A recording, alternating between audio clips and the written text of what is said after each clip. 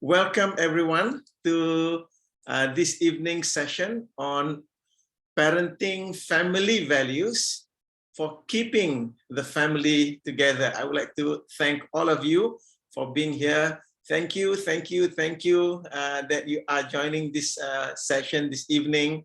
It is an honor and pleasure for me to meet you. And a few of you are here, have been here before, and there are some of you I'm meeting you on this platform for the first time. So I would like to bid you welcome again. Whether you are a first timer or a regular, I bid you again welcome, and I encourage you to interact in the discussion later. And for those of you who are meeting me for the first time, I'm Mazuki. I'm a neurosemantics trainer and meta coach. I represent Malaysia in the international leadership team of the International Society of Neurosemantics.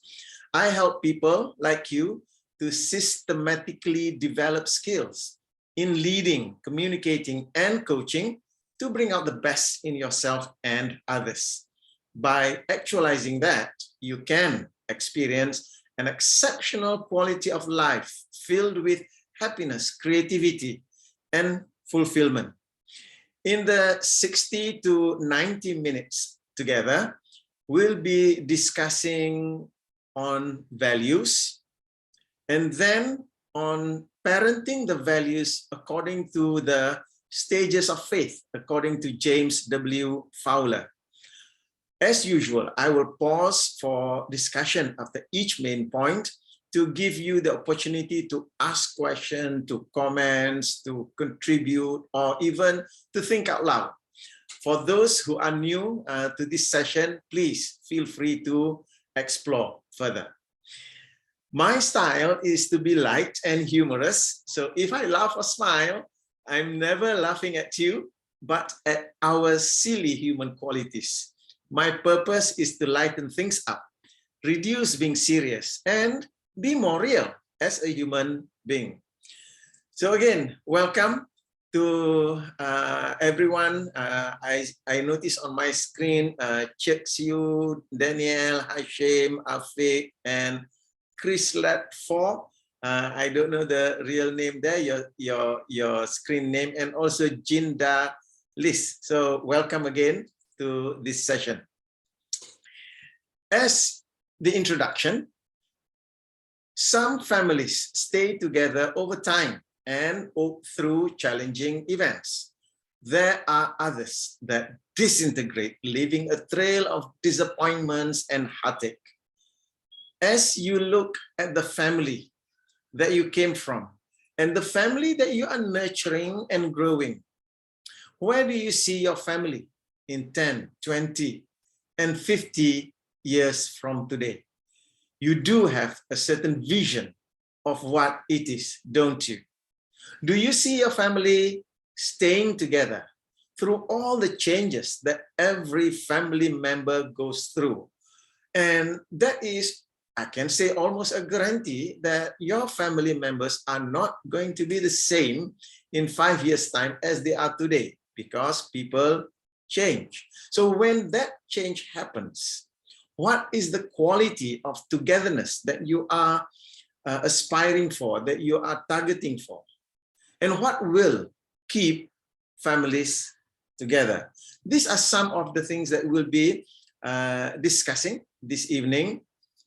And I would like now to share my screen so that I can have some visual to help you along the discussion.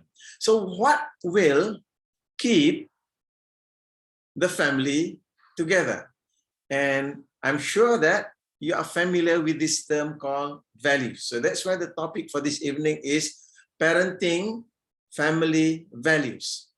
Now, why values come into play, why they are so important?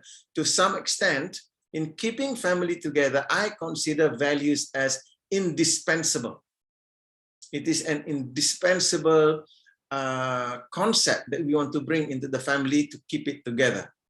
If we were to look at organizations, for example, companies, we have come across the words shared values, team operating principles. So these are what holds the company together. A company and organization, they need to have a glue to hold them together. So in corporate speak, we call these team operating principles or shared values. Now, in the context of family, what will hold the family together are the values that the family adopt for themselves. So these are what, in the context of our talk for this evening, is what we call family values. Values that come from your family. These are beliefs and understanding that you consider as important. These are concepts that you consider as important. Now, when your family is being bonded, is being cemented by these family values, and these values are clear to everyone in the family, then the result will be joy and togetherness in the family. Now, without those, without shared values, without those shared family values, then conflicts will occur, because people will be pulled in their behavior, will be pulled in the direction of their personal values. And because of that, you can have conflicts occurring in the family, and there will be breakages in the family. And this results in pain and heartache. And that is why we are discussing regarding values this evening. Because I would say that for most people, when they start their family, what they have, the vision that they have in mind is one that they, the partners, stay together until death do us part, and then the children and the children's children will be together for the rest of their lives. So the vision is to have a family that stays together. So that's why this evening we are talking about how do we parent the values? Because coming from the corporate perspective, from the corporate background, one of the things that are shaking organizations right now is the lack of alignment of values in the organization. Some organizations, they have a list of what their values are going to are, 5 values, 7 values, or whatever number it is, and yet the people are not running their daily lives, working in the organization in alignment with those values. That's why the people go at loggerhead, because values create the culture in the organization. I'll repeat that. Values create the culture, and it is the culture that is at the base of the organization. Regardless of what strategies that you come up, it is the culture that holds the organization together or breaks the organization. So if the culture is strong, if the culture is positive, if the culture is driven by values that are based on principles. One of the topics that we've covered before is principle-centered parenting. So if the culture is driven by principle-centered values, then the family unit will stay, will thrive, and will be together for a long period of time. So this evening, we are going to talk about family values. So what are values? When we talk about family values, we are referring to the beliefs. Values refer to a belief, an idea or concept that we consider as important. We value this. So that's why we call them values. So anything that you consider as important, then that becomes a value. It's just that depending on the level of importance. For example, I keep sharing with people, one of the important things in my life is a cup of coffee in the morning. It's just that I know that that cup of coffee is not a value, it's a preference. So to be clear, what is a value to you and what is not? Now, from beliefs, then we have what we call belief system. Belief systems are beliefs that are supported by many more beliefs, a belief that are supported by other beliefs around it. So now you have a belief system. So when we talk about family values, we also want to be thinking about the belief systems. And when we look at values, we cannot leave it to chance, because whatever is important to you, if it is not communicated in the family, then how will other family members know that that is a value in the family, that that is important in the family? Because every one of us are bombarded by multiple information. We are faced with a lot of information, and some of this information are more important than others. So how do we cater to those? And that is why people tend to move in whatever direction that takes them, because they are being exposed to different types of information. So if you want to have shared family values, then these shared family values needs to be deliberately brought into the family. Otherwise, the people in the family system, the partners, the father and the mother and the children and the grandchildren, if these values are not being shared deliberately, then the stakeholders, let me use that term, the family members will latch on to other values out there.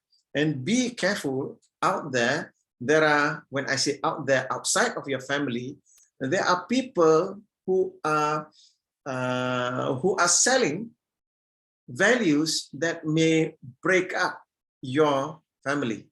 When I say people are selling values that may break up people in your family, there are people who are selling values that can cause addiction. So you have drugs, you have alcohol, you have tobacco. So they want those to become a value to you so that you will consume them.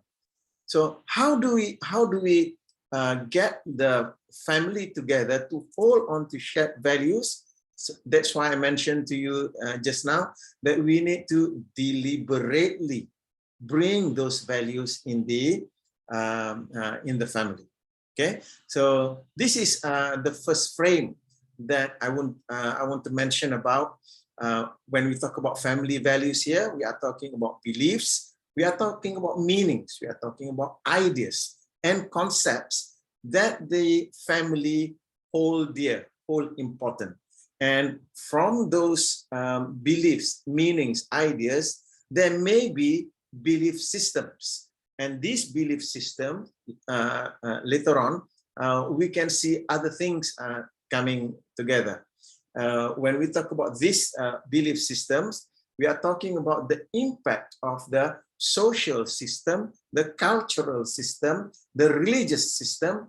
All of these are belief systems that will influence the family system, the family shared values. So this is what we are referring to as family values.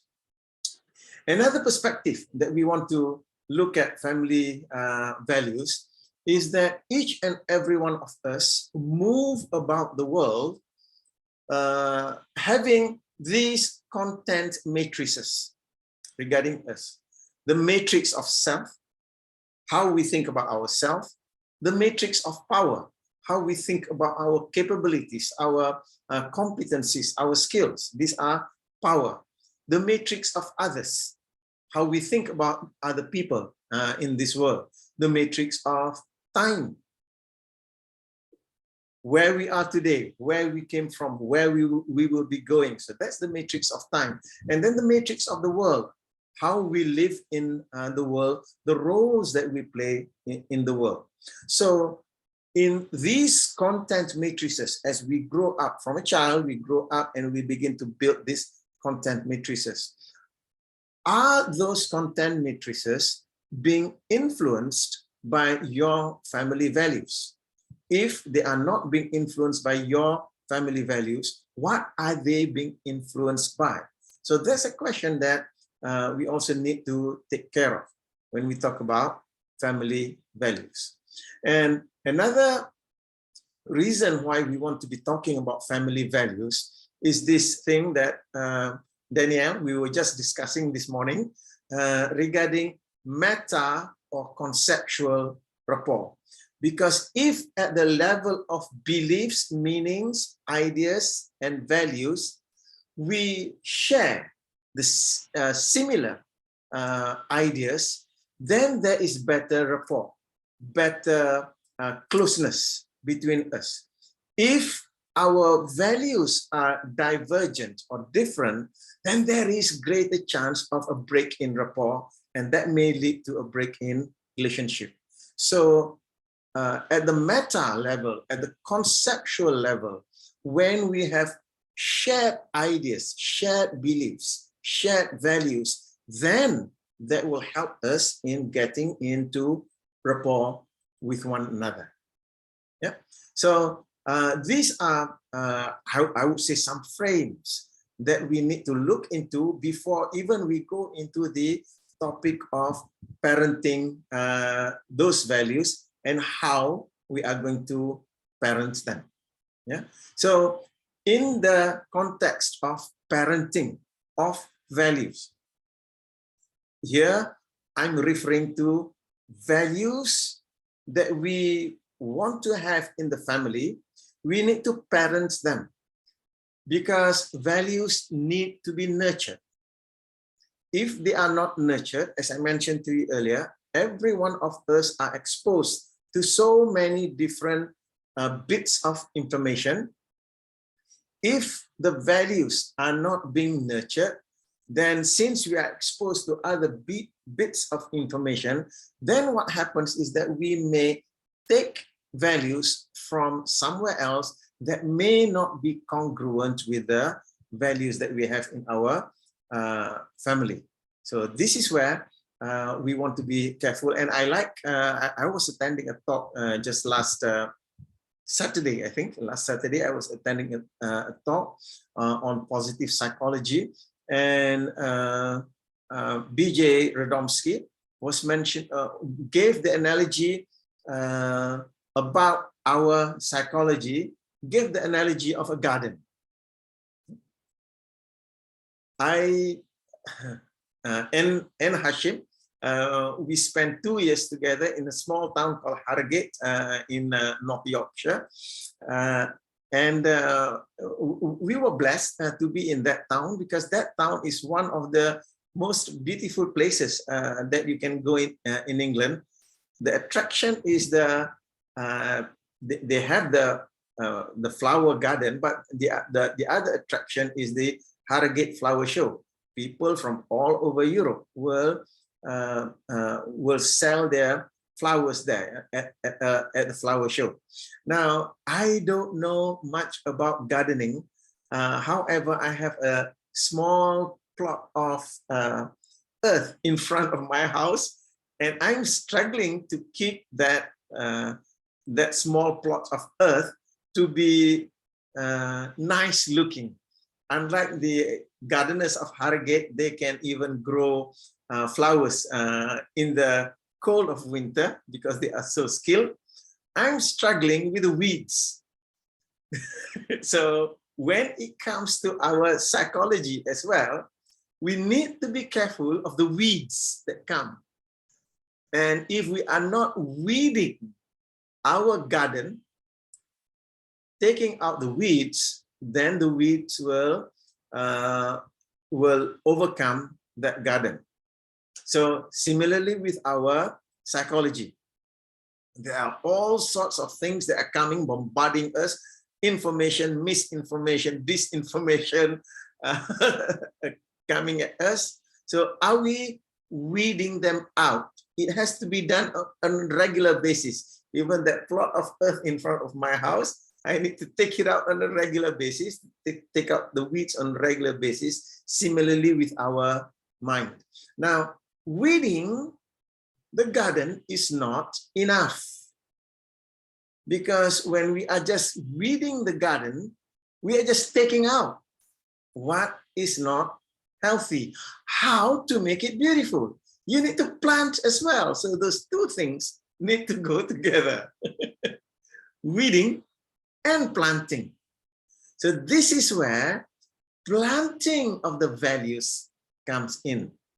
So we need to stop all of those unuseful information from coming in, take out those unuseful information from our psychology. And the other is we need to deliberately plant the right values into our psychology. And when it comes to our children, we want to grow our children, we need to deliberately plant the right values. This is what I'm referring to as deliberate. Values needs to be nurtured deliberately. We need to plant it. And when we talk about planting those values, many people overlook this part. They think that just because they are living that value, for example, one of important values in people's lives are the values from the religion that you adhere to. So regardless whether you adhere to the religion of Islam or Christianity or Hinduism or atheism. Atheism is a form of a religion as well. It is not one of the formal religions. It's a religion on its own. This is to my way of thinking, because it is a way of life. It is a belief system. Okay, so for most people, they think that just because I'm let's say I'm a Muslim and I behave the way that a Muslim behave, then my children will follow. Yes, children will follow because they model. However, when they follow, they model without understanding it. There will come a time when they find something that appeals to their logic, appeals to the intellect, and they will go towards that.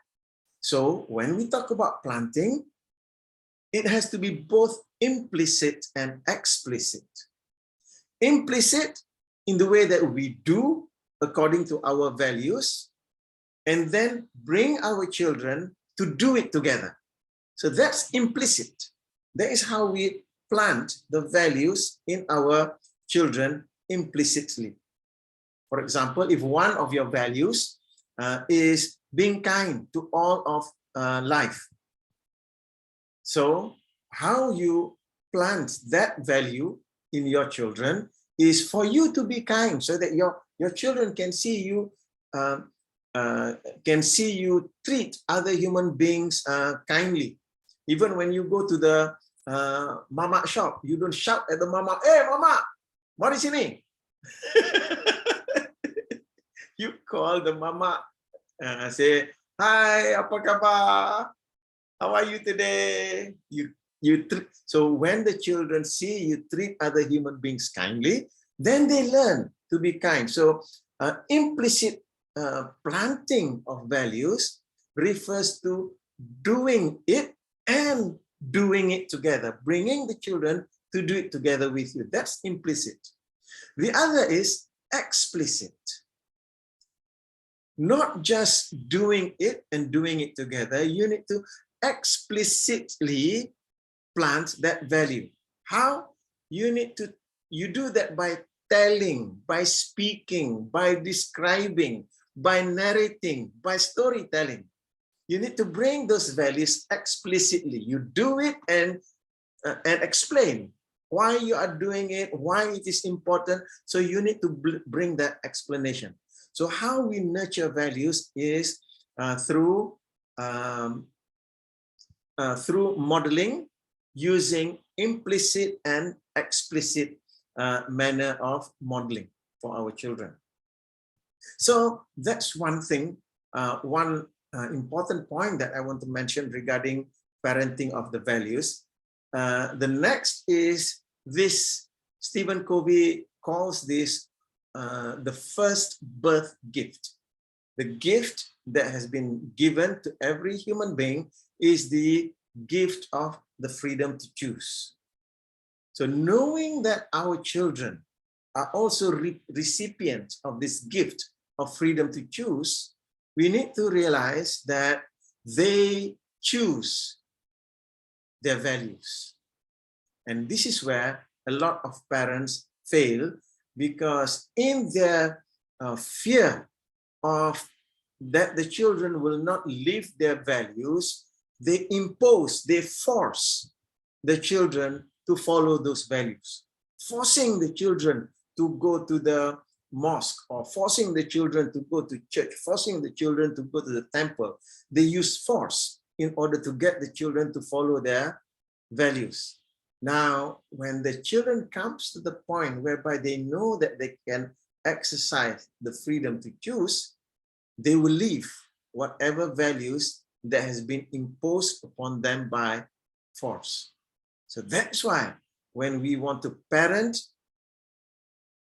when we want to parent our children with values from the family, then we want to be parenting them from these two states: the state of love and state of joy.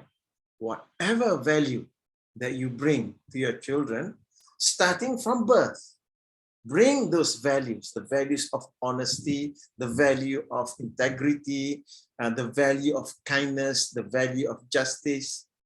Bring it to them, or the value of your religious belief, or the value of your political belief that you want to bring it to them from the states of love and joy. Because when you parent them from the state of love and joy, then that value will be a value that they choose to have, that they choose to hold. And because of that, as they grow, becoming a teenager, becoming a young adult, and becoming adults in their lives, they hold on to those values. And when they hold on to those values, then there will be the continuity of the family together, because everybody are being cemented by those values. So that is why we want to parent our children with the values that we have, because that will help to keep the family together in harmony. Okay, so let me pause there so that, oops, sorry. Yeah, stop share.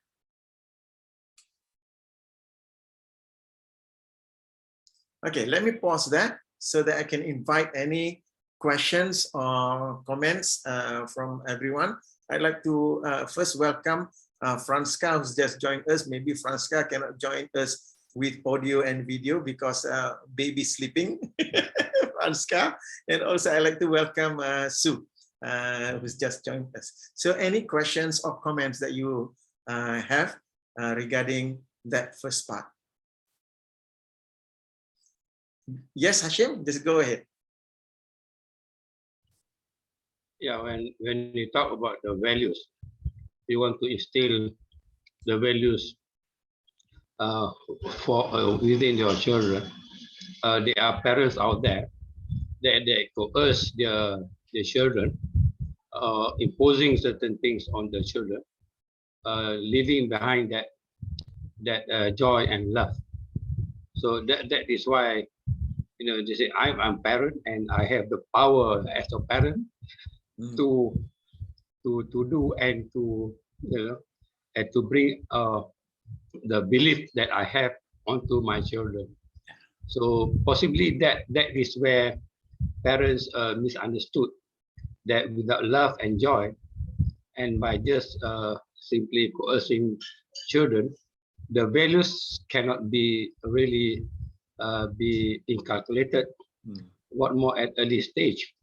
And as we know, most children, if not all, they learn through examples, through the actual acts of the parents, not so much by what the parents say, but by what the parents do. So that's my comment, my first comment in this thing. Thank you. Thank you, Ashin, for bringing that very important perspective there. Yeah. Anyone else has got any questions or comments? Just unmute yourself and let me hear. Yes, Kᴇᴇ, go ahead. Yeah, like what the Chinese always say, 言教不如身教 means teach by example better than teach by, I mean, you using words or language, all this kind of thing. Like what Hashim say, the kids will look at the parents or whoever and learn from what they do and not from what they say. Because we know we have a lot of mama crab here teaching the baby crab walk straight, but they still walk to the side. So that's why I always tell my friend, don't be mama crab, please. don't get your child fulfill your dream kind of thing. Like that. You cannot become a doctor, don't force your child to become a doctor. Something like that. Yeah. Thank you. Thank you. Yeah, I was just reading an article that was written about Warren Buffett. So somebody, because Warren Buffett keeps sharing ideas and concepts. So the article that I read this morning, this person wrote, according to Warren Buffett, if you want to hire people in your organization, there is one trait that you must look out for. And that trait is integrity. That trait is integrity. So this concept of the crab teaching the children to walk straight, that goes against integrity. And Kᴇᴇ, when you mentioned that, I remember when I was in boarding school, we had these prefects looking after us. We come in Form 1, so we have 6 form prefects to take care of us. And there was one prefect who keep on saying, and it doesn't make sense to me at that time. And when I remember it again, it doesn't make sense at all. He keeps saying this: do as I tell you to do. Don't do as I do. And I was thinking, what? What nonsense is he talking about? And agree. And that is what a lot of parents are doing. Yeah, things like the parent may smoke and say to the child, "Don't smoke." Yes. Just do what I say, not what I do. Yeah, do as what I say and don't do what I do. That doesn't work. Children are yes. Because they say I'm an adult, you are kids, that's why what I can do, you cannot do. So wait until you grown up, that is a different story. Everything like that, I mean. Okay, thank you. And also whatever you say, whatever I do is for your own good. Like that. So well. Thank you, Kᴇᴇ. Good. So now, what I would like to do, again, thank you for your contribution just now. What I like to do next is using this, I will use the word framework. Yeah? Using this framework when we look at children's development. So how can we use this framework by James W. Fowler in instilling the family values? Now, the work of James W. Fowler specifically looks into how we inculcate faith in our children. Faith here, in his context, he was referring to the Christian religion. So how to inculcate the Christian religion in children. However, the work that he does, we can take it more at the generic level because it shows the stages of how children develop faith. Faith is about belief. Yeah. So is about belief. So to have faith in something, to believe in something. So using this framework of the stages of faith in inculcating values in our children. Okay, so from the work of what we call James W. Fowler, even though he talks about the stages of faith, and people tend to associate faith with religious beliefs and religion. However, as I mentioned to you just now, we are looking at these stages from the structure of how belief is formed, the structure of how beliefs are created and belief system. So these stages does not only apply to religion or a particular religion, it does not just apply to religion, because religion is one form of belief system. And other forms of belief system are there in our society. We look at political system such as democracy, dictatorship, communism. So these are belief systems. Non-religious belief system such as atheism or free thinkers. These are also belief systems. So these stages are equally relevant to the construction of any belief system in an individual. So that's why I'm bringing this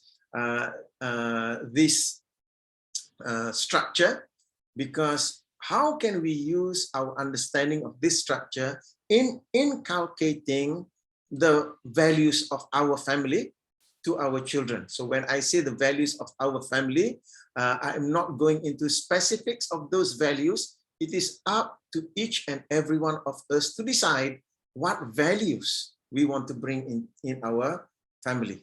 Okay, so stage one, let's take a look at stage one. Stage one is what Fowler called the primal undifferentiated faith. So these are the ages birth, from birth to about 2 years old. Now this stage is very much like Erik Erikson's first stage of trust versus mistrust. So babies below the age of 2, they are at this stage, primal undifferentiated faith. Here, the baby acquires experiences from the outer environment that either instills in him a feeling of trust and assurance, because they are being comforted, living in a secure and stable environment, and experiencing a sense of consistency and care from parents. These personalized experiences essentially translate into feelings of trust and assurance. In the context of religious belief, this relates to trust and assurance in the universe and harmony with the divine. Conversely, experiences of parental or environmental neglect and or abuse at this stage of development can result in the formation of feelings of mistrust and fear. And if it is with respect to the universe, then they have this mistrust of the divine, and later on it goes into doubt and anxiety. So this stage also compares with Jean Piaget's sensory motor stage of cognitive development, where thinking takes place in and through the body. So thinking takes place in and through the body. So when we look at this stage 0, the primal undifferentiated stage, so how do we form values in our children? They are babies. So what we do is we do it for and with the baby. We do it for the baby, and we do it with the baby, and at the same time talk to the baby. Remember, it's got to be both implicit and explicit. Do it for the baby and with the baby. That's implied, implicit. Then talk to baby. So that is explicit. For example, cleaning the table and sweeping the floor after dinner. So the baby doesn't know how to do that. So what we do is that after dinner, we clean the table and sweep the floor. And sometimes even babies, they come and kepo, they want to so-called help. And let the baby help in whatever way that they help. That is the implicit way of transferring that value to the baby. And then the implicit way is just to say it out to the baby, we clean up after dinner to keep the house clean. Because at that stage, they cannot comprehend more than that. So just say to the baby, we clean up after dinner to keep the house clean as you are doing it. So mommy is keeping the house clean, cleaning up the house, cleaning up the table. So that is how we do it implicitly and explicitly when we have children below the age of 2. So that's at stage 0. At stage 1, what Fowler calls the intuitive projective faith. These are ages from 3 to 7. Children at this stage have acquired language and the ability to work with symbols, to express thoughts. Children at this stage don't develop, in the context of religion, formalized religion, but in the context of values of the house, they don't develop words to those values yet, but are instead affected by the psyche's exposure to the unconscious and by a relatively fluidity of patterns of thoughts. So it's a patterns of thought. So we want to expose the child to our pattern of thought because unconsciously they are detecting that. Now, faith at this stage is experiential. So this is where implicit learning of getting them to be involved with you comes in more after that. Faith at this stage is experiential and develops through encounters with stories, images, the influence of others, and a deeper intuitive sense of what is right and wrong.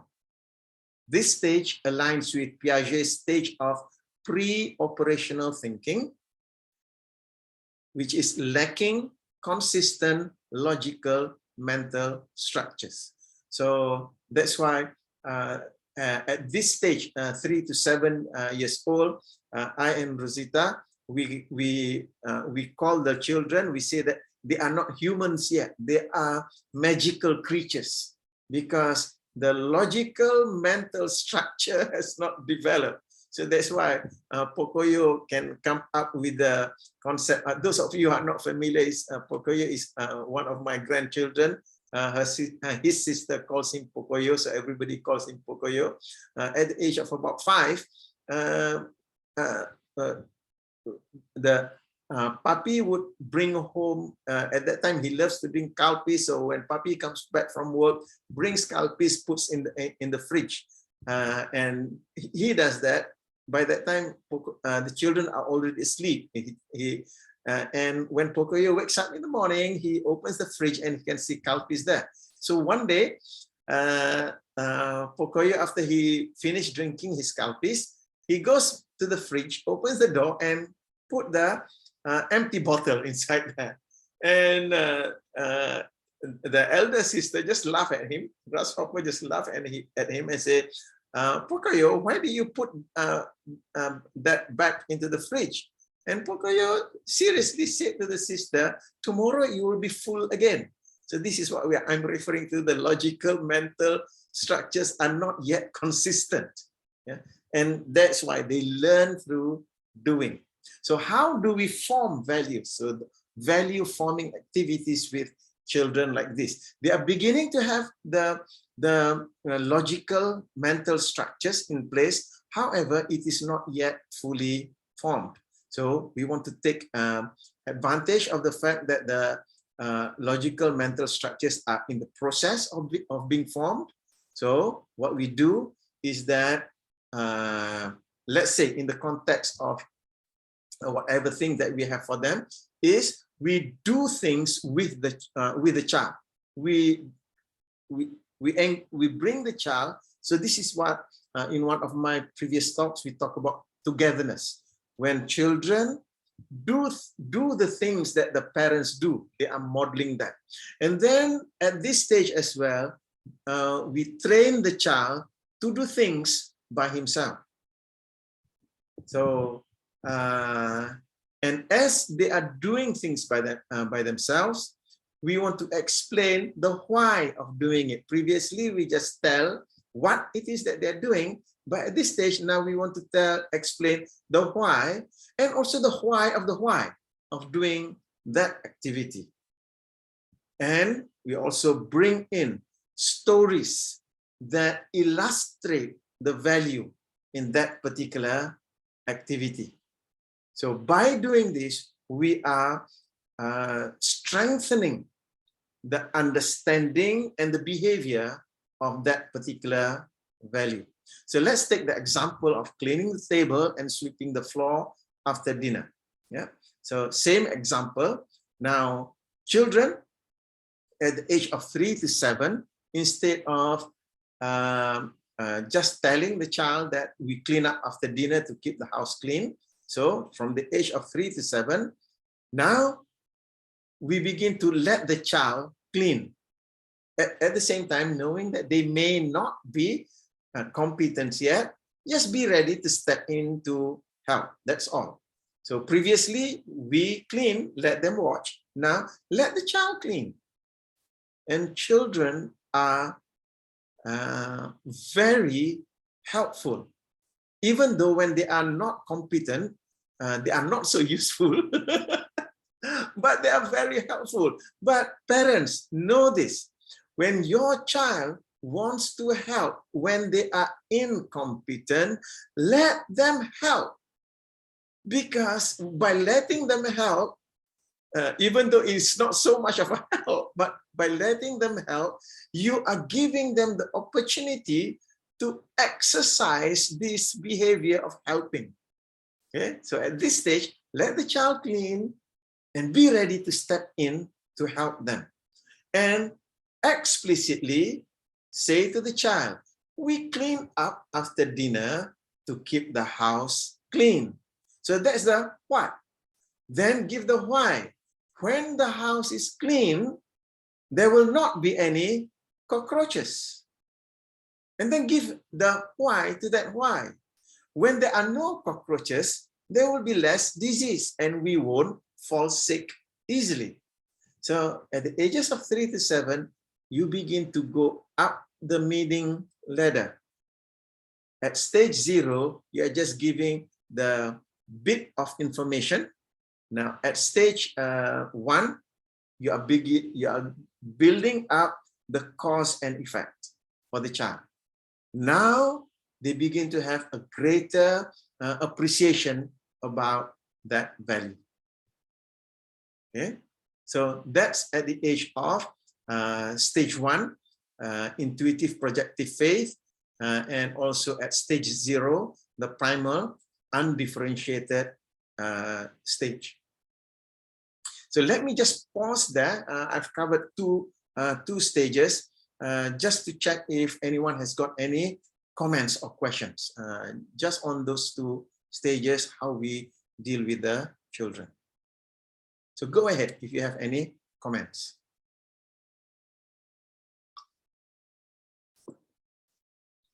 There are a few more stages that we are going to cover. Yes, Pszōʀᴇɪ. Yeah, about the 1 to 3 kind of the fifth kind of things. Because as what you say, right, the kids want to help, and sometimes it's not really help. It might mess up the whole thing. So that's why as a parent, sometimes we don't have the patience to, you don't try and kacau, okay, sit there. then kind of thing, then we do on our own kind of thing. That is why really, you know, we are pouring water on the burning fire kind of thing sometimes. That is why I did that also. So sorry to say. Yeah, so now reflect is like, yeah, but too late. That is 16 years ago. Thank you for that. Yeah. Checks you. Because sometimes parents overlook the fact of what is important at that point in time. At that point in time, what is important is not the job being done well. What is important is the desire to help. Yeah. And when parents lose that priority and they put the priority on the job being done well, then they kill the desire to help. I miss all that. Yep. Many of us learn by looking back upon our mistakes. Okay, so let's take a couple more of the stages.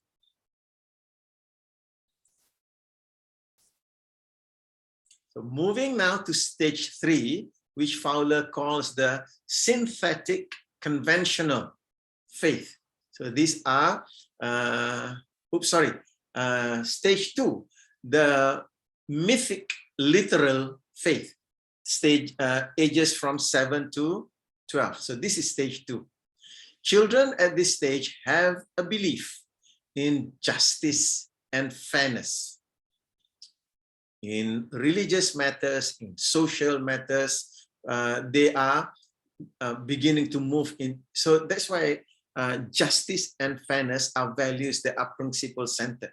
Yeah, a sense of reciprocity in the workings of the universe.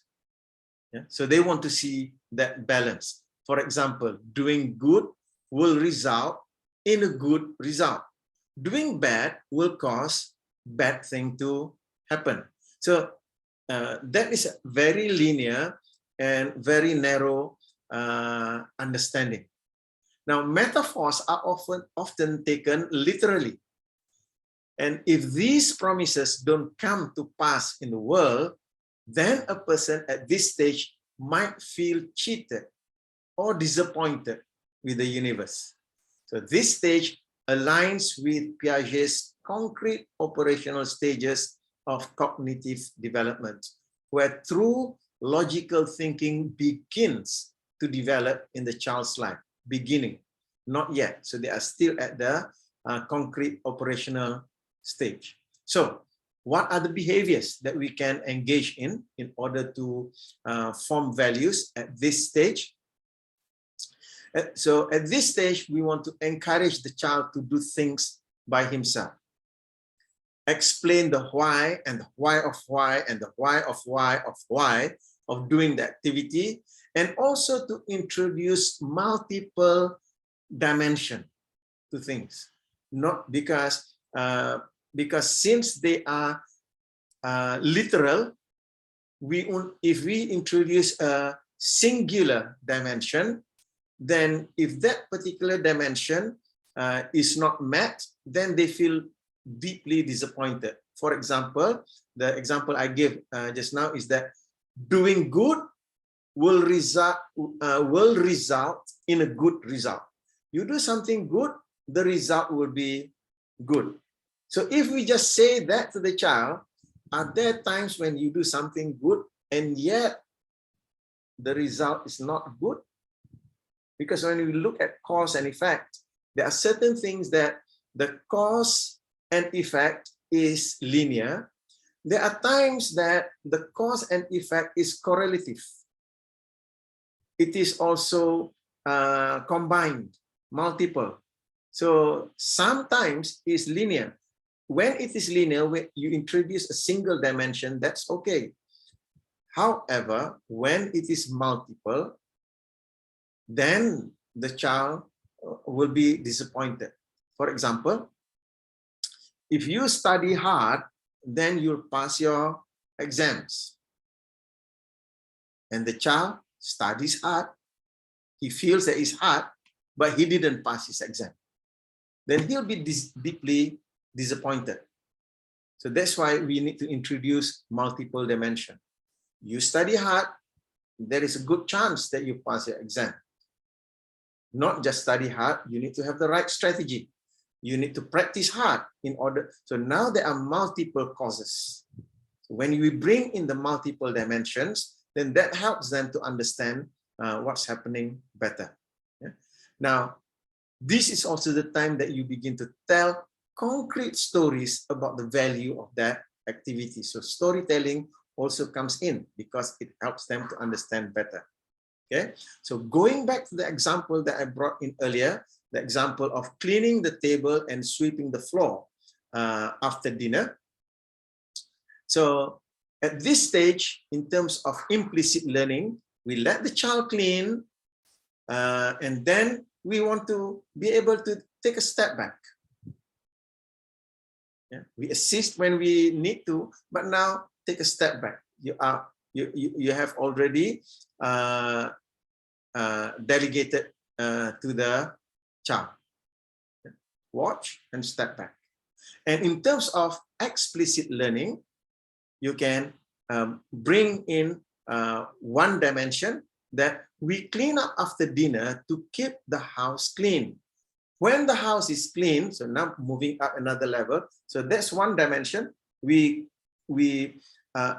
clean up after dinner to keep the house clean, and then we put in another level. When the house is clean, there will not be any cockroaches, and then add another level that we won't fall sick easily because there are no cockroaches. So one dimension, multiple levels. And then introduce another dimension.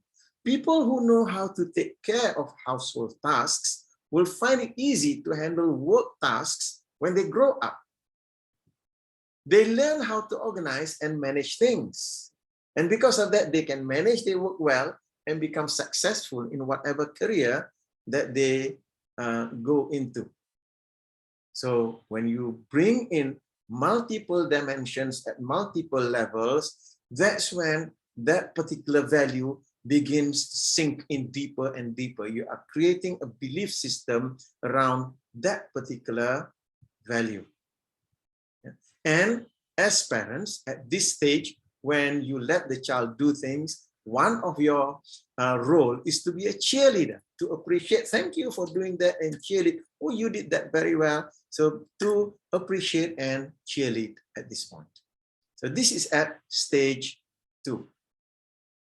Moving on to stage 3, it is called the synthetic conventional faith. Now, these are ages 12 to adulthood.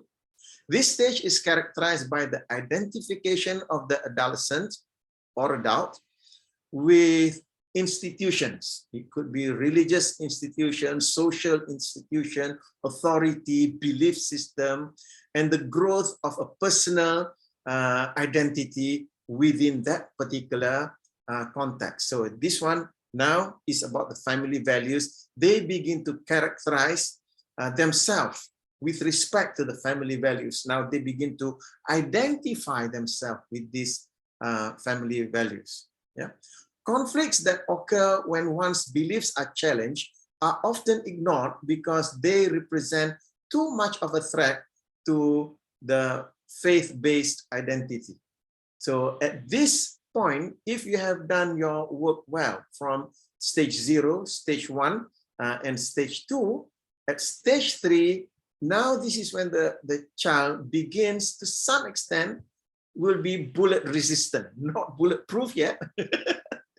They'll be bullet resistant. So anything that challenges the family values, they will begin to ignore them. They will not be attracted to those anymore. Yeah. So this stage and all subsequent stages corresponds to Piaget's stage of formal operational thinking, thus making it possible for the adolescent or adult to perceive the abstract in their world. So in terms of forming the values in the child, what we want to be doing is to delegate the child to do things by himself. Yeah. And this is where the skill of coaching truly is, I would say, indispensable. Before this, in stages 0, 1, and 2, you may bring in the facilitation process, the coaching process. However, at this stage, from the stage of 12 to adulthood, all that that you can use in your arsenal now is the coaching conversation. Coaching conversation to explore the child's value about the activity. Before this, you are bringing in values regarding that particular activity. Now, you need to explore the child's value about the activity, because when the child explains their values about the activity, then they begin to strengthen that value within themselves. So having the coaching conversation regarding the activity and explore multiple dimensions and meta levels regarding that particular activity. And also to invite examples and models from real life. That will strengthen that particular value. So again, going to the example of cleaning the table and sweeping the floor after dinner. Oh, by the way, cleaning the table and sweeping the floor after dinner, what's the value there? Cleanliness, right? So that's the value of cleanliness. So in the context of the value of cleanliness, when you clean the table and sweep the floor, let the child clean, appreciate, and cheerlead, because by this time the child will want to do that. Yeah, I gave the example to many of you. The grasshopper at the age of 6, I think, she went up to her mama and said to her mama and said, "Mama, can I do the laundry from A to Z?" So because she has latched onto that value, now she wants to do it by herself. So all that you do is just to appreciate. Thank you for hanging the clothes today. Thank you for doing the laundry today. So every day you keep doing that, because by appreciating and cheerleading, you are affirming and acknowledging whatever behavior that relates to that particular value. In that way, that value becomes stronger and stronger in the child. So the words that you may use to the child on a daily basis would be, "Thank you for cleaning up after dinner." Yeah, so this is in the context of cleaning the table and sweeping the floor after dinner. So say to the child, "Thank you for cleaning up after dinner. I appreciate your helping to keep the house clean. You are most helpful to me. You are mama's little helper." So notice the meta levels. You are building with respect to that particular activity. And the conversation that you may bring is that, what do you learn from keeping house that is useful in managing your studies? So because the child at the age of 12 is in school, having to handle homework, co-curricular activities, and all of those things. So now you are expanding the behavior to the behavior of keeping house to other things. So what do you learn from keeping house that is useful in managing your studies? So in this way, the child begins to notice how more valuable the behavior of keeping the house clean. Because with that behavior, the child has learned to organize, the child has learned to manage things, and because of that, the child can organize and manage her studies. And exploring further, how can that be useful when you work? So this is how you begin to expand the child's universe about that particular activity, cementing that value in the child. Okay, so those are at stage 3. Now, what we are not going to be discussing about are the subsequent stages, because Fowler mentioned stage 4, individuative reflective faith. Those are ages mid-20s to late 30s. Stage 5, conjunctive phase, faith, midlife crisis. Stage 6, universalizing faith or enlightenment. So that comes in later adulthood. So those are stages when the child has already flown the coop, so to speak. So the child is already adult. So from stage 3 onwards, the way that you are communicating the values with your children are through coaching conversations from there on. Because what the role that you'll be playing with the child, not so much a child anymore, still your child, but now the child is an adult. So you are now playing the role of coach and mentor to hold coaching conversations with your adult children, and to quality control meaning making. As we've mentioned earlier, we human beings create meanings. However, there is no process for quality controlling. So having coaching conversations allow you to quality control the meanings that our children have with respect to the values that we bring to them. So that's what I'm bringing to you this evening. How we can use Fowler's stages of faith in order to instill the values of our family. So I've brought 4 stages, stage 0, 1, 2, and 3, how we can use those stages as the child is growing in order to establish the values that are important to us. Okay, so based upon stages 2 and 3 that we've discussed earlier, anyone has got any questions or comments regarding those? So please go ahead.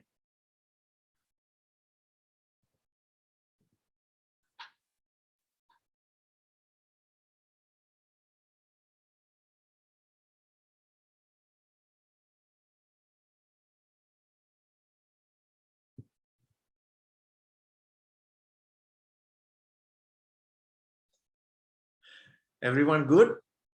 No questions?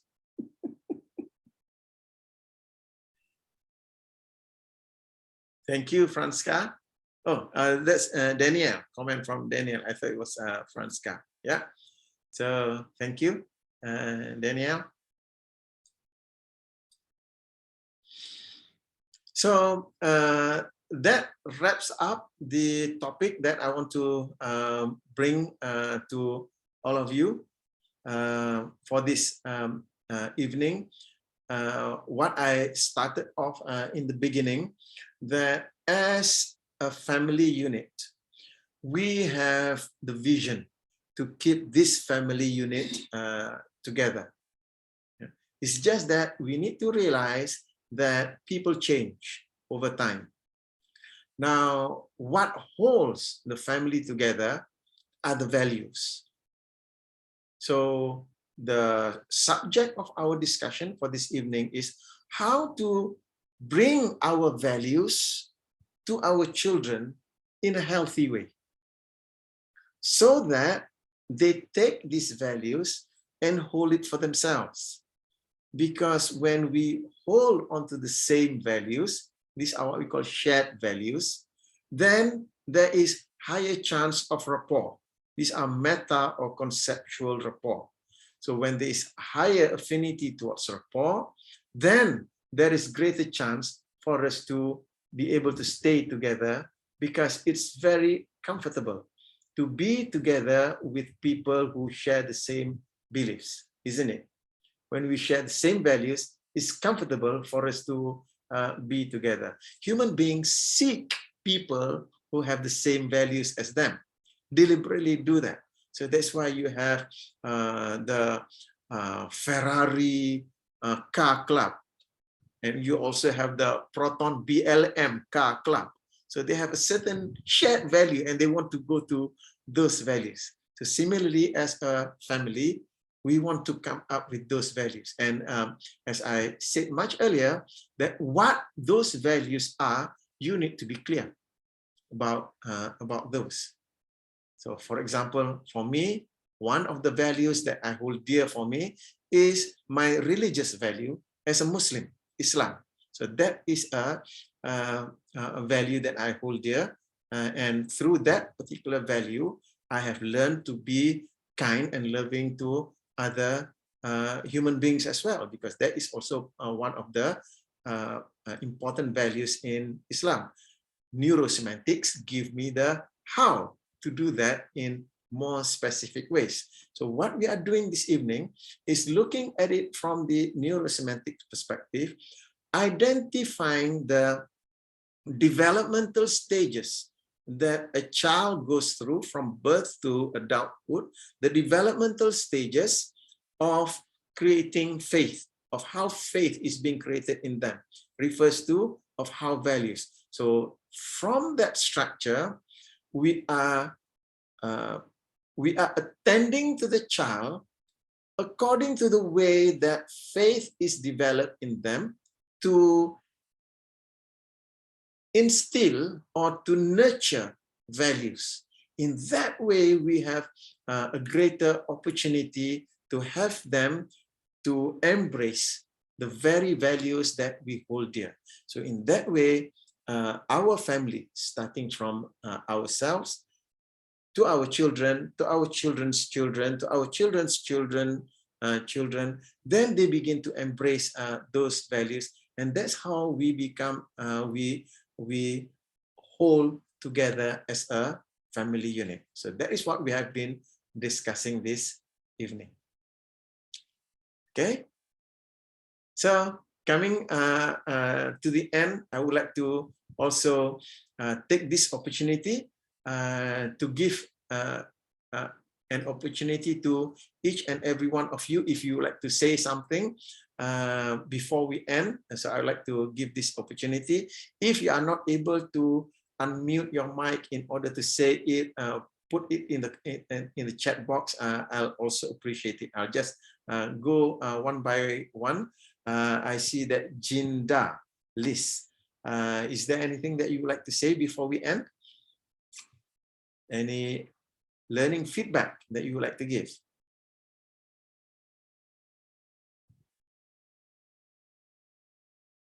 No? Thank you. And Franska, I know you do not want to wake baby up. However, thank you for joining us. Thank you, Franska, for your comment there. And Sue, anything that you would like to add apart from what you put in just now? Anything additional?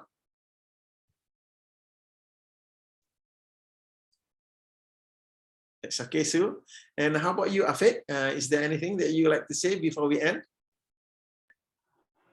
I would like to say thank you, sir, for this beautiful talk on how to share the value with my children. As I do have two right now, a boy and a girl, age of 5, the eldest, and I'm still learning what's the best way to create those values explicitly or even share it with them. Yeah, I'm just a guy baru je learning to be a parent, right? So this talk session is very great, sir. Thank you very much. Alhamdulillah, thank you. I hope that our session this evening has been useful for you. And I'd just like to read out the comment that Sue put in the chat box. We can try to instill values to our kids when they are young. Sometimes with technology, sometimes it's hard as well, especially when they are bigger and very exposed to internet, TV, friends, and so on. Yes, absolutely. That's why I mentioned to you that using the analogy of the garden, we cannot just take out the weeds. We also need to plant. Yeah, and the thing about it is that no matter how much weeds we take out, how much planting that we do, our children are individuals on their own. They will take on values that may be different to ours. It's just that when we have a lot of common values, then that helps us to be together. Yeah. So thank you for that insight, Sue. Hashim, anything that you would like to add before we end? Yeah, sure. Sue was saying regarding the challenges that parents face now with the internet and all this social media. I remember one of my good friends. He runs a private school, and he was mentioning to me that one of the things that they do in the school was they send the children plus the teachers to Singapore to actually learn what values they can take from the internet, on the healthy side of the internet, because people talk about the negativity of the internet and the social media, but they visited Singapore and they learned from one of the Singapore schools of how to utilize the internet for the benefits of the school children, and these are 12-year-old school children. Thank you. Thank you, Hashim, for that. And I have also shared with some of my friends that, for example, my eldest granddaughter, Grasshopper, at the age of 9, she was learning. She was learning about positive psychology from YouTube. 9. Okay, so this is the part that parents overlook, yeah, because people talk about the negative impacts of internet, they overlook the positive impact. You can learn so many useful things from the internet. So it's about teaching our children how to filter those. Yeah, so thank you for that, Hashim. Positive psychology. Okay. Yeah, Sᴇʀɪᴛ, go ahead. Your turn. Yeah, because to me, I mean, every parents are like farmers. All the kids are the seed they plant into the earth kind of thing. So they need to plant, they need to nurture, put the water, fertilizer, and at the end of the day, then only they can harvest, which a good human beings. Yeah, so like what I always believe that the Chinese proverb says, right? If you have a plan for a year, you sow rice. If you have a plan for 10 years, you plant trees. If you have a plan for a lifetime, you educate people. Okay, that's why, I mean, to us, even though, I mean, we are not the teachers whatsoever kind of thing, but as a parents, we have to educate our kids. Teaching is not the teacher's job, because another Chinese proverb says, if feed and not teach, right, is the father's fault. So that's why teaching is not the teacher's job, it's the father's job. And you teach not straight enough, it's the teacher's fault. That is why at the end of the day, it's still the father's fault. So that is why we cannot, like as a parent nowadays, we cannot simply everything push the teacher, put the kid in the school and expect everything will be done there. At the end of the day, if you want to do like that, it's okay. If you want to outsource, it's okay, but you won't get the product you want. You won't get the fruits you want kind of things at the end of the day. So your kids might behave like other people's son rather than your own son kind of things. Because like what you say, all the beliefs and values are instilled by other people, not you. Then you say, well, your son are very rebellious, all this kind of thing, never listen to you. Why? You ask for it because you made it kind of things. So to me, it's like at the end of the day is we are like a farmer. What kind of fruits you want depends on what you plant and how you nurture them. If you plant the right seed, you get the right fruit. If you nurture the right way, you will get a bigger fruit. If you didn't nurture, never put water, maybe the plant also will die off. For example, become drug addicts or whatsoever, and so-called die prematurely, all this kind of thing, or whatever, all this kind of thing. So that's why at the end of the day is, I think we are like the farmer. Okay, we harvest what we planted and nurtured. Yeah, that's all. Thank you, Sᴇʀɪᴛ, that ultimately we are the person, the parent responsible for our children's upbringing. When you mentioned that, I remember a friend of mine, a Chinese man. He and his wife are very busy with their business. So they have an Indonesian maid to take care of the child. So one day, the child was about 3 years old. He and his wife came home. The child came running towards him, greeting him, "Bapak pulang." And that was his wake-up call. I'm Chinese, you are Chinese, our child is talking Indonesian. Yeah, so thank you, Cik Siu, for that reminder that we ultimately are the parents to our children. So last but not least, Danielle, go ahead. Hi, Mr. Mazuki. Thanks again for tonight's sessions. Yeah, I think what everyone has shared is really enlightened me as well. Value is I think as parents, we all know that sometimes we find it very difficult to do that because of a lot of influences outside. So I just want to share my personal experiences. The reason, a very funny conversation between me and my younger daughter, she's 7. So I think one of the habit that one of the value that we instill in both my daughters are the value of taking care of yourself. Like you need to drink water, you need to sleep early, you need to stay active, and then you need to, you know, clean up yourself properly. So then the other day she just asked me, my skin is itchy. Why is that, Mama? Then I will say, oh, probably you didn't drink enough water. That's why. And then some other day she will ask, hey, my eyes are dry. Why is that, Mama? Maybe because you didn't drink enough water. And then finally one day she said that, why everything I ask you also related to water? Then it was so funny for me that time. But I think it just proves that, you know, they are really listening to what you say, even though they start to question, meaning they start to think about what you say as well. Yeah, so I think like Mr. Mazuki said, coaching comes in handy in parenting because for me, every day is an opportunity to actually instill value in very tiny conversation as well with them. It could be just a casual conversation at the dinner table, or, you know, when I go to a room, see what they're doing at their room is also an opportunity.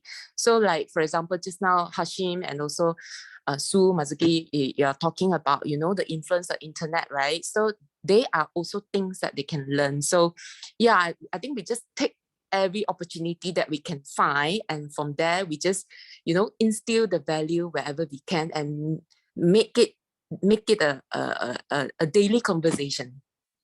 Yeah, thank you.